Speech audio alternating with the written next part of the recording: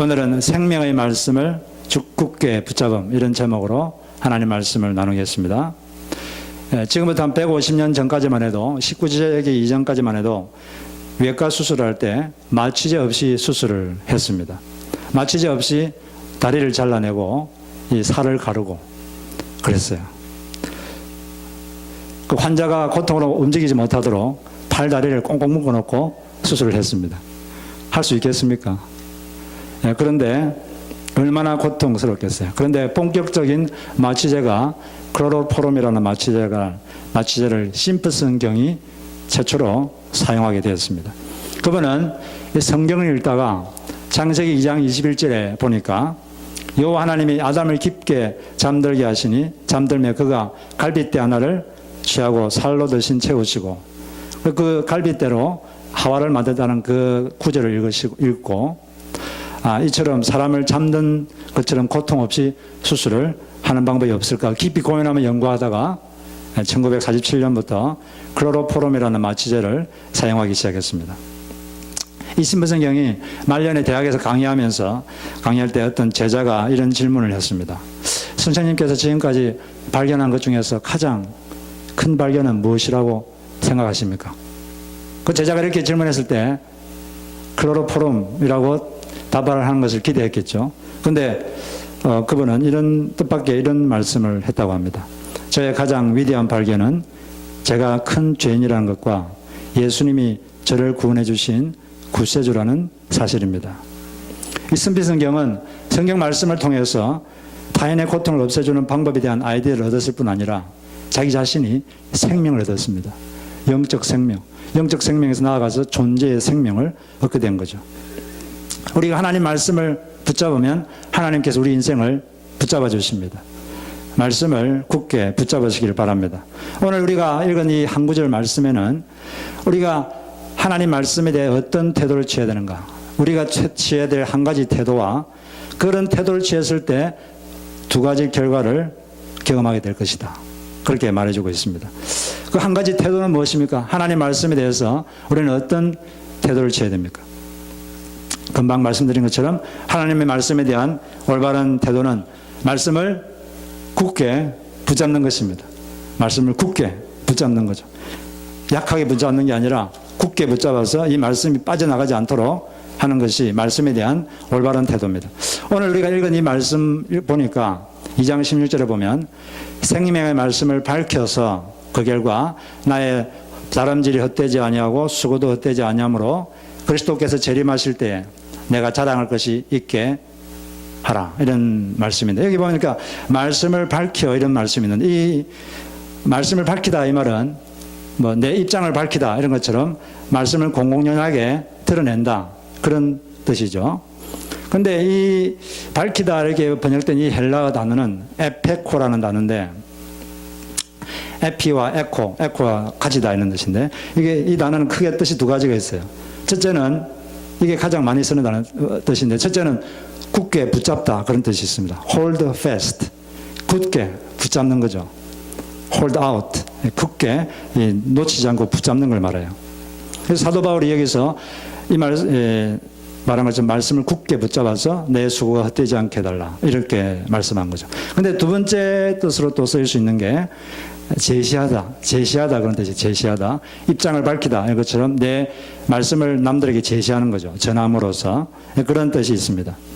그런데 이 두 가지 뜻으로 어떤 걸 써도 가능해요. 그래서 앰플리파이드 성경에는 이 두 가지를 합쳐서 그냥 말씀을 굳게 붙잡아서 제시하라, 이렇게 또 번역하고 있습니다. 그런데 훨씬 더 많은 성경이, 대부분의 성경은 굳게 붙잡다, 이렇게 번역을 하고 있습니다. 우리 개역은 그냥 제시하다, 이렇게 밝히다, 이렇게 되어 있는데, 근데 제가 볼 때, 이 문맥을 볼 때 굳게 붙잡다, 이렇게 하는 게 훨씬 더 자연스러운 것 같고, 실제로 말씀을 남에게 제시하고 밝히기 위해서도 먼저 자기가 굳게 붙잡는 그런 과정이 있어야 되지 않겠습니까? 자기가 말씀을 굳게 붙잡아서 자기가 그걸 경험하고 확신해야 남에게 제시할 수 있는 거죠. 남한테 이렇게 뭘 말할 때 아무 확신이 없이 말하면 남에게 전혀 영향이 가지 않습니다. 사람은 상대방의 확신에 따라가는 거거든요. 자기가 말씀을 굳게 붙잡아서 그 말씀을 경험하고 그런 게 없이 어떻게 남에게 제시할 수 있겠어요? 그런 것은 별 힘도 없고 그런 거기 때문에 이 말씀을 우리는 굳게 붙잡아 이렇게 번역하는 것이 훨씬 좋겠습니다. 그런데 이 말씀과 비슷한 어원이 같은 그런 말씀이 한 군데 있어요. 누가복음 8장 15절을 보면 주보 있는데 한번 읽어볼까요? 자, 시작. 좋은 땅에 있다는 것은 말씀을 듣고 지켜 인내로 결실하는 자니라. 여기 보면은 예수님께서 말씀은 씨앗이고 사람의 마음은 밭이다. 마음밭이 어떤가 따라서 똑같은 씨앗에서 작황이 천지차이다. 작황이 다르다고 말했어요.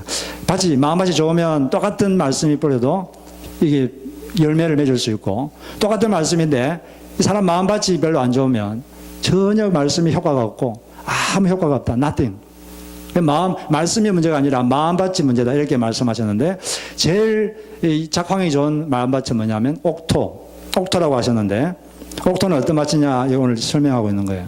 옥토라는 것은 좋은 땅에 있다는 것은 말씀을 먼저 듣고 그 다음에 지키어가 이게 우리는 뭐 이게 실천하다 그런 의미라기보다 이게 이제 카테코라는 단어인데, 이것은 카타와 에코가 지다, 잡다 이런 뜻이에요. 가지다. 아까 그 말씀하고 어원이 같은 거예요. 이것도 사실은 굳게 붙잡다 그런 뜻이에요.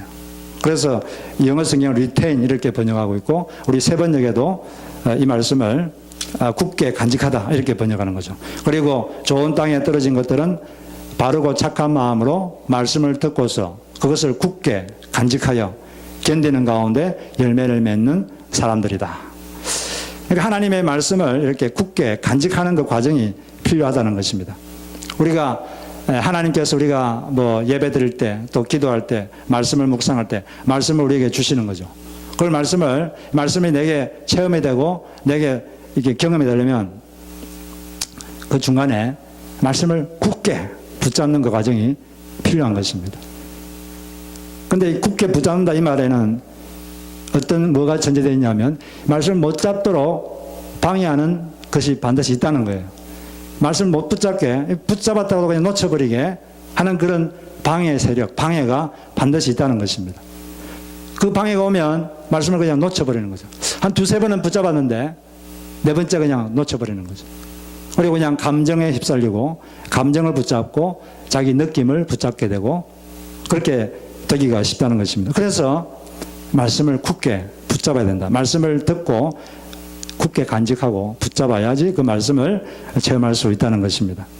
이 성경을 보면 말씀을 붙잡지를 못해서 인생이 엉망이 된 사람들 이야기가 여러 나오는데, 그 중에 가장 대표적인 사람이 여로보암이라는 사람입니다. 여로보암. 열왕기상 11장에 보면 여로보암이라는 사람이 나오는데, 이분은 솔로몬이 하나님께 반역함으로써 그 반역한 결과 활동하게 된 인물입니다. 솔로몬이 처음에 왕이 됐을 때, 이분이 왕이 된 게 기원전 970년쯤 되는데, 다윗은 기원전 1000년쯤 사람이고, 모세는 몇 년도 사람이죠? 모세는 기원전 1500년 사람이고, 아브라함은 기원전 2000년 사람이죠. 500년 단위로 중요한 인물이 나오는 거예요. 아브라함, 모세, 다윗. 하여튼 이 솔로몬이 다윗의 아들인데, 솔로몬이 처음에 왕이 됐을 때는 아주 하나님께 순종하고 아주 하나님을 경외하고 하나님 말씀 따라 살았습니다. 그래서 뭐 일천 번제도 드리고 그랬잖아요. 그런데 이 초심을 유지하는 게 쉽지 않은 것 같아요. 처음엔 잘했는데 솔로몬이 그냥 중간에 사달이 나버렸어요.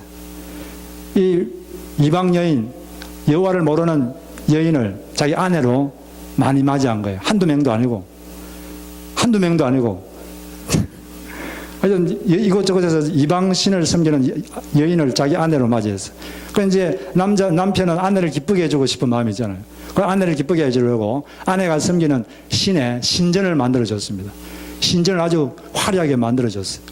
그런 과정에서 솔로몬도 자기도 모르게 그 신들을 경배하고 신들에게 예배하고 그때부터 우상을 숭배하기 시작했어요.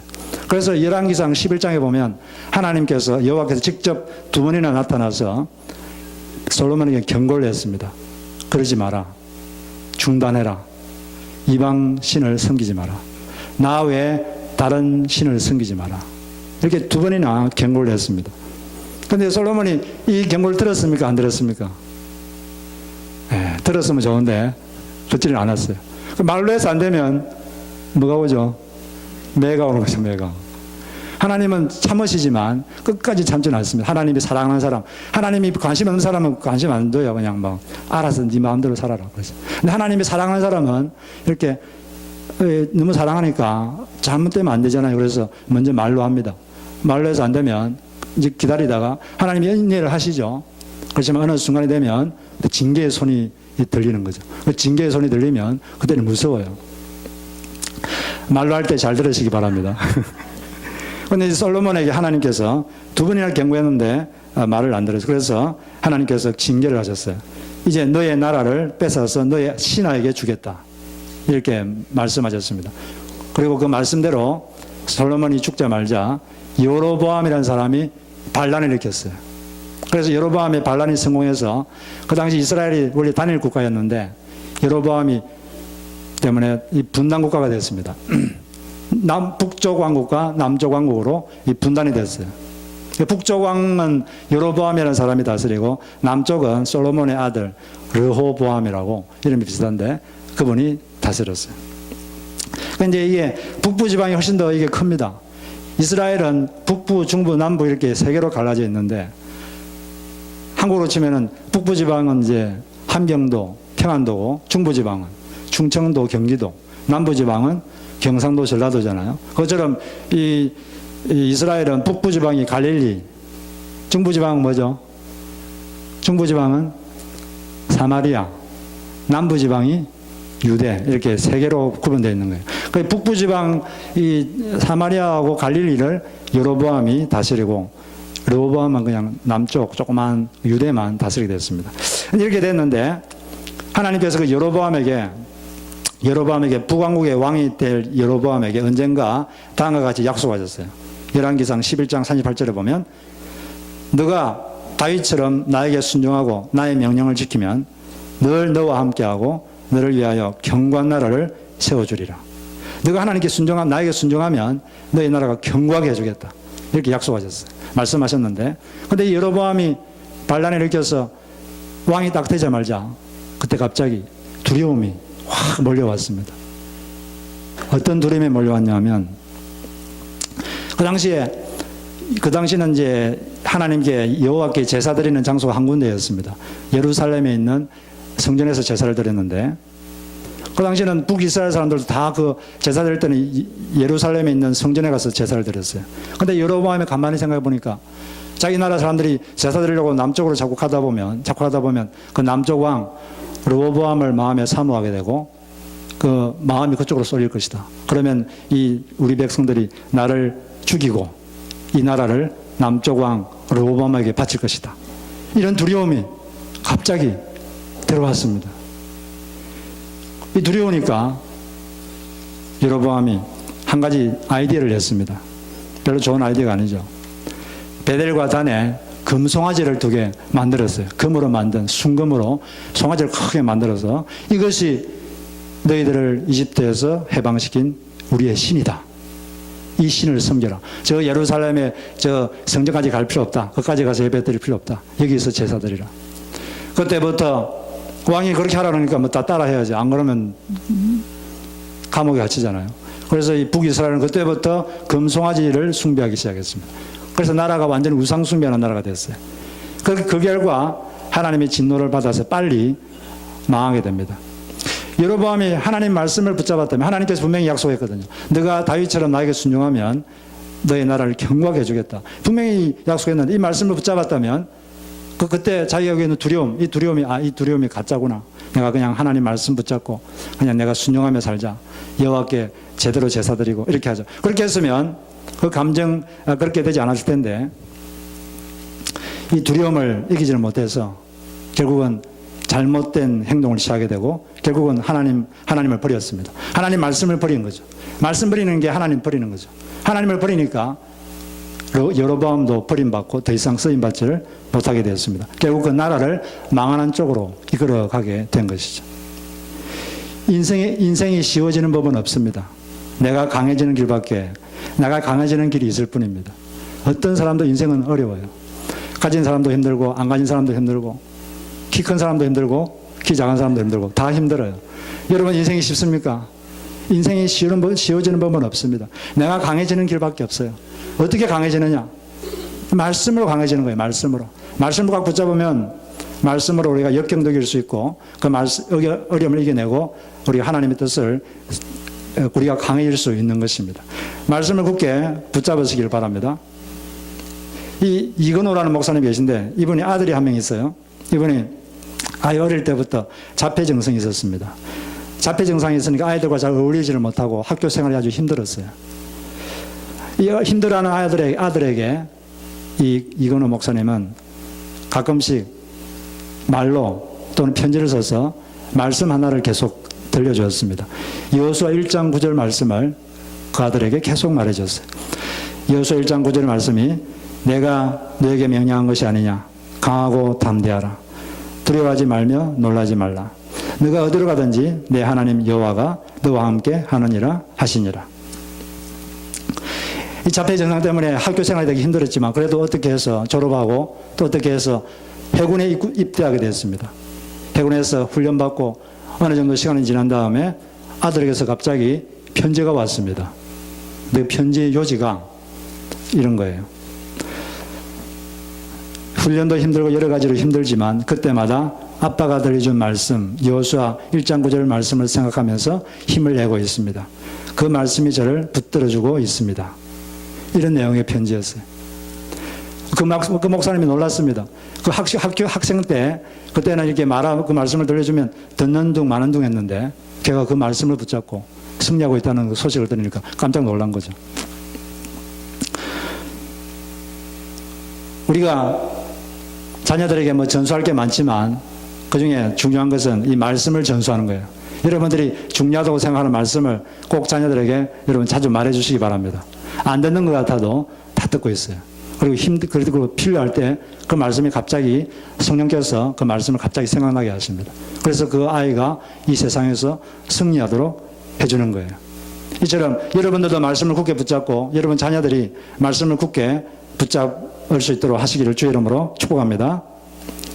이 말씀을 이렇게 붙잡을 때 우리에게 어떤 결과가 나타나냐. 두 가지 결과가 있다고 2장 16절에서 말하고 있는데 첫째는 이 말씀을 붙잡는 사람에게 영적 생명과 존재의 활기를 준다.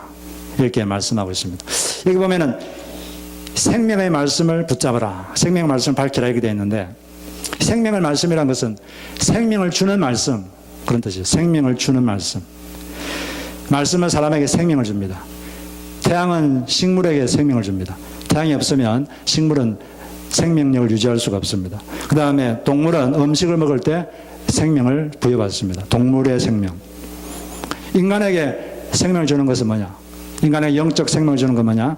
하나님 말씀이 이 생명을 주는 거예요.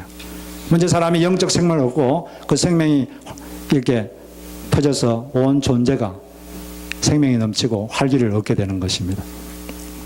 원래 인간은 죄와 허물로 다 죽었죠. 죽었다는 것은 영이 죽었다는 겁니다. 영이 죽었다 이 말은 기능이 정지됐다 그 말이죠. 참 하나님과 교제하는 기능 이게 안 돼가지고 하나님과 분리되어 있었는데 어떻게 사람이 살아납니까? 말씀을 듣고 말씀을 딱 받아들일 때 거듭나는 거예요. 살아나는 것입니다. 예수님께서 한번 이런 말씀을 하신 적이 있어요. 요한복음 5장에 보면 25절에 진실로 진실로 너에게 이르노니 죽은 자들이 하나님의 아들의 음성을 들을 때가 오나니 곧 이때라. 듣는 자는 살아나리라. 하나님의 아들의 음성을 들을 때가 있는데 그 말씀을 들으면 살아난다는 거예요. 성경에 보면 이 인간에게 생명을 주는 게 몇 가지 있다고 말해주고 있어요. 첫째는 회개가 인간에게 생명을 준다. 이렇게 말하고 있습니다. 사도행전 11장 18절에 보면 그들이 이 말을 듣고 잠잠하여 하나님께 영광을 돌려 이르되 그러면 하나님께서 이방인에게도 생명 얻는 회개를 주셨도다 하니라. 이 뭐라고 되어 있어요? 생명 얻는 회개. 언제 생명이 주어지냐? 회개할 때. 사람이 최초로 하나님 앞에 잘못한 줄 알고 회개하고 예수를 믿으면 생명이 부여됩니다. 그런데 믿은 후에도 사람이 죄를 지을 수 있죠. 그러면 이게 영적으로 침체됩니다. 사람이 죄를 지으면 영적으로 이렇게 침체되어 영의 힘이 없어지고 영역이 고갈됩니다. 어떻게 하면 그러면 다시 영역을 회복할 수 있습니까? 바로 회개할 때 하나님 앞에 무릎 꿇고 하나님 제가 잘못했습니다. 이렇게 회개하면 다시 영적 침체가 없어지고 영적 생명을 얻게 되는 것입니다. 근데 이렇게 아무리 생각해도 영적 침체가 있어서 죄를 회개할 게 없는, 죄를 지은 게 있나 생각해도 없으면 그냥 그런 상태에서 계속 하나님과 교제를 유지하고 있으면 다시 영적으로 활기를 얻게 될 줄로 믿습니다. 그 다음에 이제 주님께서 우리에게 생명을 주시는 거예요. 베드로가 예루살렘에서 설교할 때 이런 말을 했습니다. 사도행전 3장 15절에 너희가 생명의 주를 죽였도다. 그러나 하나님이 죽은 자 가운데서 그를 살리셨으니 우리가 이 일의 증인이라. 너희들이 주님을 죽였는데 그 주님은 생명의 주라는 거예요. 생명을 주시는 예수. 예수님 우리에게 생명을 주시는 분이십니다. 부처가 주는 게 아닙니다. 마음에서 주는 게 아니에요. 내가 주는 게 아닙니다. 누가 줍니까? 생명은 오직 예수님이 주는 겁니다. 예수님의 말을 듣고 그걸 확 받아들이면 생명이 확 들어오는 거예요. 그 다음에 로마서 8장 이전에는 생명의 성령의 법 이런 말이 있어요. 성령께서 사람에게 생명을 주신다. 성령께서 생명을 주신다. 그런데 오늘 이건 말씀에는 생명의 말씀이라고 되어 있습니다. 이게 뭐냐면 말씀이 생명을 준다 이 말이죠. 주님과 성령님은 우리에게 말씀을 생명을 주시는데 주님과 성령님께서는 다른 방법으로도 생명을 주시지만 주로 이 말씀을 통해서 우리에게 생명을 주시는 거예요. 그렇기 때문에 우리는 이 두 가지 회개하고 말씀을 붙잡는 것 이렇게 할 때 우리가 생명을 얻고 그 생명을 풍성히 누리게 될 줄로 믿습니다.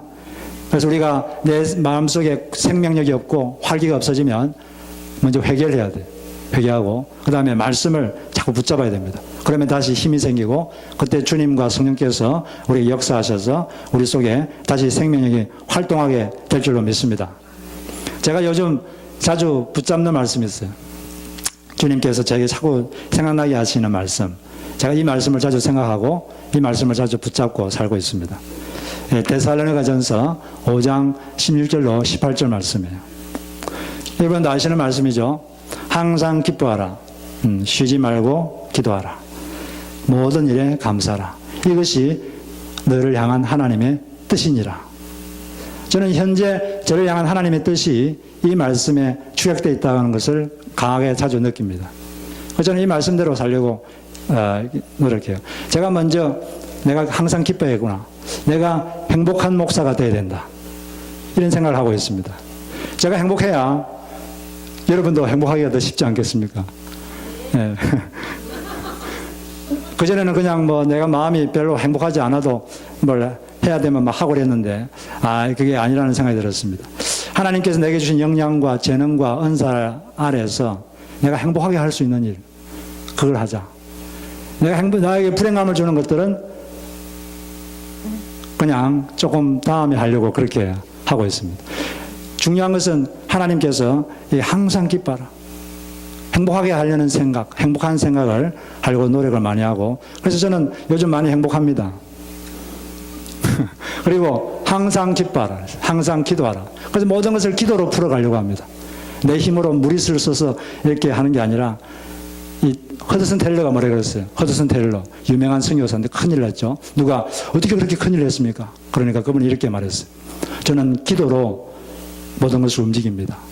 기도로 사람을 움직였습니다. 당신도 기도로 모든 것을 하십시오. 그렇게 답을 했다 그러잖아요. 저도 기도로 모든 걸 풀어가려고 그렇게 애를 쓰고 있습니다. 그리고 항상 감사하라. 지난주에 말씀이 뭐였습니까? 모든 일을 감사로 해라. 모든 일을 불평과 다툼 없이 감사로 해야 된다. 이 말씀이 자꾸 이렇게 하나님께 제 마음속에 주고 있습니다. 그래서 저는 이 말씀을 요즘 굳게 붙잡고 있습니다. 안 놓치도록 기도해 주시기 바랍니다. 말씀을 붙잡으면 되는 것이고 놓치면 안 되는 거죠. 우리가 이렇게 말씀을 붙잡고 살 때 두 번째는 열매 맺는 삶을 살게 되는 것입니다. 바울이 빌립보 성도들에게 말씀을 붙잡아 하신 이유가 뭐냐면 그렇게 할 때 나의 수고와 다름질이 헛되지 않게 된다.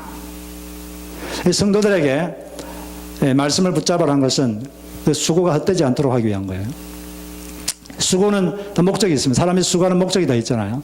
그 목적을 달성을 못하면 헛수고한 거죠. 수고가 헛되게 되는 것입니다. 바울은 수고를 참 많이 한 사람이었어요. 그는 스스로 자기 인생을 요약할 때 나는 참 수고를 많이 한 사람이다. 이렇게 두 군데에서 말하고 있습니다. 먼저 고린도전서 15장 10절에 보면 그러나 내가 나된 것은 하나님의 은혜로 된 것이니 내게 주신 그의 은혜가 헛되지 아니하여 내가 모든 사도보다 더 많이 수고하였으나 내가 한 것이 아니요 오직 나와 함께 하신 하나님의 은혜로라. 그는 스스로 말하기를 나는 다른 사도들보다 수고를 아주 많이 했다. 베드로보다 훨씬 내가 수고를 많이 했다. 이렇게 스스로 자기 수고를 많이 하는 사람이다. 이렇게 말하고 있어요. 고린도후서 11장 23절에도 보니까 한번 같이 읽어보겠습니다. 주보에 있는데 자 시작. 그들이 그리스도의 일꾼이냐 정신없는 말을 하거니와 나는 더욱 그러하도다. 내가 수고를 넘치도록 하고 옥에 갇히기도 더 많이 하고 매도 수없이 맞고 여러 번 죽을 뻔하였으니. 보니까 바울이 자기 인생을 회고하면서 이렇게 말하고 있어요. 나는 수고를 넘치도록 했다. 수고가 충만했습니다. 그래서 사람들 다 이게 사는 게 다 수고가 많아요. 모세가 뭐라 그랬습니까? 시편 90편에서 인생이 강건하면 인생이 70이고 강건하면 80이라도 그 인생의 자랑은 수고와 슬픔뿐이다. 수고와 슬픔이 꽉 차 있다 그랬는데 다 수고하는데 뭐 때문에 수고할 거냐 이게 문제예요. 뭐 때문에 수고하느냐. 어떤 사람은 불에 타버릴 것, 영원한 가치가 없는 것을 위해 수고하다가 모든 게 다 불에 타버리거든요. 우리는 영원한 가치가 있는 것을 위해서 수고를 하는 여러분 되시길 바랍니다. 바울은 자기가 수고한 목적이 있다고 한 구절 말씀에서 말하고 있어요. 왜 자기가 이렇게 수고를 많이 했는가? 바울의 수고의 목적, 그게 한 구절에 딱 담겨 있습니다. 갈라디아서 4장 19절에 그 수고의 목적이 담겨 있는데 한번 같이 읽어보겠습니다. 시작. 나의 자녀들아 너희 속에 그리스도의 형상이 이루기까지 다시 너희를 위하여 해산하는 수고를 하노니. 바울은 너희들 속에 그리스도가 형성되기를 바란다. 이게 헬라 원어로 보면 그냥 너희 속에 그리스도가 형성되기를 바란다. 그런 수고를 말하는 거예요.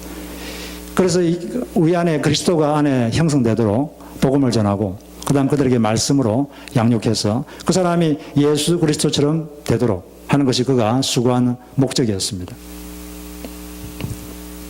그래서 예수님처럼 어떨 때는 담대하게 사자처럼 큰 용기를 가지고 주의 뜻을 행하고 하나님 아버지와 하나 되어서 예배드리고 찬양하고 또 겸손하고 온유하고 이런 예수 그리스도의 그런 모습이 우리 속에 들어가도록 하나님 그렇게 수고를 하고 한다는 거죠. 그런데 하나님께서도 이렇게 여러 사역자를 통해서 이렇게 수고를 하는데 그러면 하나님만 수고하는 게 아니라 또 다른 존재가 수고를 하는 존재가 있습니다. 누가 수고하고 있습니까? 사탄이 수고를 하고 있어요. 너무 큰 수고를 하고 있습니다. 왜? 우리 속에 마귀를 형성시키려고. 우리 속에 마귀를 하나님은 여러 사역자와 성령께서 우리 속에 그리스도를 형성시키려고 수고하고 계시는데 마귀도 가만히 있는 게 아니에요. 마귀는 주 7일 24 hours 휴식도 없습니다. 계속 수고하고 있어요. 그 속에 우리 속에 마귀를 집어넣으려고. 어떻게 집어넣느냐? 자기의 생각을 집어넣는 거예요. 생각을 받아들이면 사상이 바뀌고 사상이 바뀌면 그 사람의 인생이 바뀝니다. 그래서 마귀는 사탄은 지금 여러 가지 방법으로 이 사람들을 조종하고 있습니다. 미디어, 문화, 전통 여러 가지 방법으로 지금 사탄은 일하고 있어요. 그래서 이 사람들 속에 어떤 생각을 집어넣느냐. 여러 가지 현대인들 속에 집어넣으려는 생각이 크게 한 3가지 있는데 뭐 많이 있지만 이게 이제 이런 헤도니즘이 뭐냐면 쾌락주의 쉽게 말하면 재미제일주의. 재미있어야 된다. 디모데후서에 보면 쾌락을 사랑하고 요즘 애들이 자주 하는 말이 펀이라는 펀. 이건 펀하지 않다 이거지. 펀한 건 하고 펀 안 하지 않으면 안 하겠다 이거지. 펀이 중요한 게 아니라 뭐가 중요합니까? 의미가 중요한 거죠. 좀 펀하지 않아도 의미가 있으면 해야 되는데 펀이 하지 않으면 안 하겠다는 거예요. 재미제일주의, 쾌락주의. 이렇게 재밌는 게 최고다. 그 다음에 머티리얼리즘, 물질제일주의. 물질은 사실 하나님을 사랑하고 이웃을 사랑하는 수단으로 쓰이면 좋은 거죠. 그러나 이게 물질 자체가 목적이 되어버리고 이렇게 마귀가 넣어주려고 하는 거예요. 그 다음에 세속주의, 세상에 동화되어서 나를 높이는데 인생의 목적을 두고 끊임없이 나를 높이고 나를 성공시키고, 성공도 하나님의 손에 잡히면 좋은 도구가 되지만 하나님과 상관없이 자기를 끊임없이 높이려고 하는 그런 세상에 동화되어 살도록 끊임없이 그렇게 하고 있습니다. 특별히 미디어를 통해서 그렇게 우리 인간의 사상을 자꾸 바꾸고 있어요. 요즘은 포스트 모더니즘 시대라고 말하는데, 이 포스트 모더니즘이 뭡니까? 맞는 것도 없고 틀린 것도 없고 내가 좋은 대로 한다는 거예요. 내가 좋으면 그냥 한다는 겁니다. 절대적 기준이 없습니다. 모든 게 다 상대적이고 그렇게 되는 것이 포스트 모더니즘인데, 그 남자와 결혼해서 사는 것도 내가 좋으면 가능한 것이고, 여자와 여자가 결혼해서 가정을 이루는 것도 괜찮고, 그냥 자기 좋을 대로 하는 거죠. 아무 기준이 없습니다. 이처럼 마귀는 여러 가지 방법으로 사람의 생각을 자꾸 바꾸려고 하고 있는 거예요. 그런데 우리가 이런 사단이 주는 이 사상에 노출되기만 하고 하나님의 말씀에 노출되지 않는다면 우리 마음에는 마귀가 형성되고 그리스도가 형성되지 않는 것입니다. 어디에 우리가 더 많이 노출되느냐, 이것이 승패를 좌우하는 것입니다. 말씀에 더 노출되시고 말씀을 더 굳게 여러분 붙잡으시기를 바랍니다. 이번 주에 아이들과 함께 잠시 어디를 좀 다녀왔는데, 그때 이제 마지막 날에 숙소에서 같이 예배를 좀 드렸습니다. 그러면서 아이들한테 네 장래를 생각하면서 기도 제목을 좀 내라고, 그래서 아이들이 자기 미래를 위해 기도 제목을 내고 같이 기도를 했습니다. 그런 다음에 제가 애들한테 너희들이 평생 이 말씀 두 가지를 꼭 기억해라. 그러고 제가 말씀을 두 가지를 소개해 줬어요. 많은 말씀을 소개하고 싶었지만 사람이란 게 두 개 이상 되면 기억을 못 하잖아요. 그래서 애들이 한계가 있어서 그냥 제가 한 5가지 말하고 싶었는데 그냥 두 가지만 그냥 간단하게 말했어요. 아이들 IQ를 제가 알기 때문에. 첫 번째 말씀은 아까 제가 그 목사님이 하신 말씀, 여호수아 1장 9절, 내가 너에게 명령한 것이 아니냐, 강하고 담대하라, 두려워하지 말며 놀라지 말라, 내가 어디로 가든지 내 하나님 여호와가 너와 함께 하느니라. 하나님이 너와 항상 함께 있다는 걸 꼭 기억해라. 그걸 말했고, 두 번째는 요한복음 4장 34절, 예수께서 이르시되 나의 양식은 나를 보내신 이의 뜻을 행하며 그의 일을 온전히 이루는 이것이니라. 나의 양식은, 나의 삶의 의욕은, 내게 힘을 주는 것은 하나님의 뜻을 행하는 것이다. 그것을 완성하는 것, 이것이 내 삶의 동기다. 이것이 내 삶의 목적이다. 이게 예수님 말씀인데, 너희들도 너희의 뜻을 행하려고 하지 말고 하나님의 뜻이 뭔가를 항상 기억하고 항상 하나님께 물어보고 인생을 헤쳐나가기를 바란다. 이 두 가지를 내가 말해줬습니다. 그리고 이 두 가지 말씀이 그들 가슴속에 꼭 박히기를 바랍니다. 물론 다른 말씀도 있지만 이 두 말씀을 붙잡고 산다면 힘든 세상에서 살아날 것이고 또 하나님의 뜻을 행하면서 살 수 있는 그런 아이들이 되리라고 믿습니다. 우리가 자꾸 반복적으로 말씀을 아이들에게도 가르치고 우리에게도 가르쳐야 돼요. 그런데 너무 우리가 성경을 보질 않습니다. 말씀을 멀리하고 있어요. 제가 한번 지금 영상을 하나 볼 텐데, One Body라는 단체에서 만든 영상인데, 성경을 가까이 하자, 이런 이제 주제로 영상을 만들었는데, 한 3분 정도 되는데, 한번 잠시 같이 보도록 하겠습니다.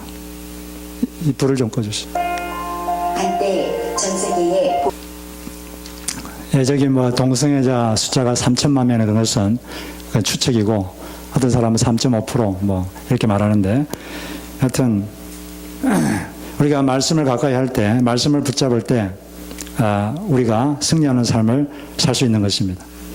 말씀을 굳게 붙잡으시고, 또 자기 자녀들에게, 교회에서도 물론 자녀를 가르치지만, 부모가 직접 가르쳐야 돼요. 직접.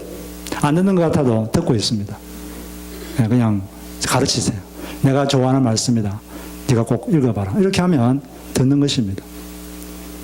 그래서 우리가 말씀을 굳게 붙잡아서 그리스도께서 하신 수고, 십자가에서 피 흘리신 그 수고가 헛되지 않도록, 지금도 하나님이 수고하고 계시는데 그 수고가 헛되지 않고 우리의 삶에 생기가 넘치고 또 열매가 가득 넘치는 그런 삶이 되도록 하시기를 주의 이름으로 축복합니다.